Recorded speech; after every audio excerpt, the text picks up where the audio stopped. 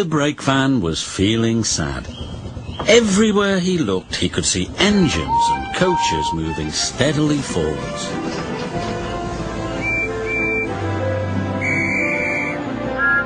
They all looked confident and cheerful.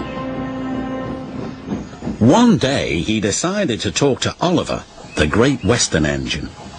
"I'm always going backwards, Mr. Oliver. I have forward-thinking views. I could be a leader, if you know what I mean." "You can't be a leader without a train to follow you. You don't have a train," Gordon said. Toad felt sadder still. Oliver wanted to help. "You're a very useful brake van, Toad. You help me brake, and you keep my trucks in order when we go down hills." "I know, Mr. Oliver, but it would be so exciting to go forwards for a change instead of always seeing things sliding away from me." The trucks were cross with Toad. "Who's he to start complaining? He's lucky to be able to look after us. Let's teach him a lesson."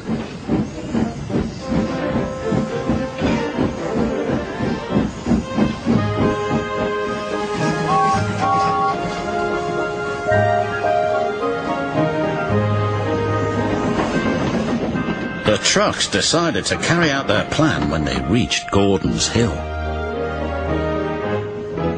When they were nearly at the top, they played their tricks. "Ready, steady, go," said the trucks, and they jerked at a coupling which broke.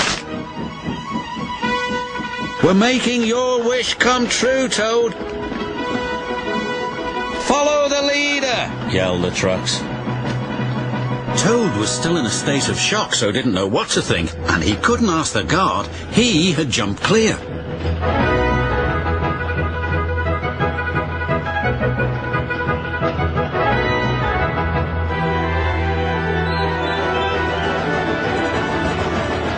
"Faster! Faster! As fast as you want!" screamed the trucks.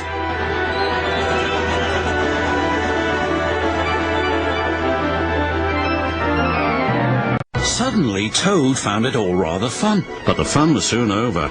A crossing lay ahead and the gates were closed. Toad couldn't stop. Worse still, Toad now realized he was on the wrong track. There ahead was Gordon. The signalman changed the points just in time. On! Faster!" cried the trucks. Suddenly, he saw James pulling a long, slow train. "Yikes! Help! Save me!" a quick-thinking shunter did, just in time. "What was that?" exclaimed James. "The signalman warned the station master at the next station. There's a runaway coming. We'll send him into the sidings." "Help! Help!" called Toad again. Toad saw some buffers. "Those'll stop me." But the points to the buffers weren't set.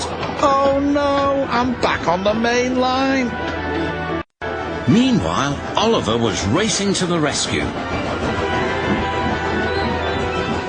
"I must catch Toad, I must." Toad sped past Henry. More danger lay ahead. Men were working on a bridge, but they had been warned about the runaway Toad and his trucks. They diverted him onto old sidings, straight into a muddy pool.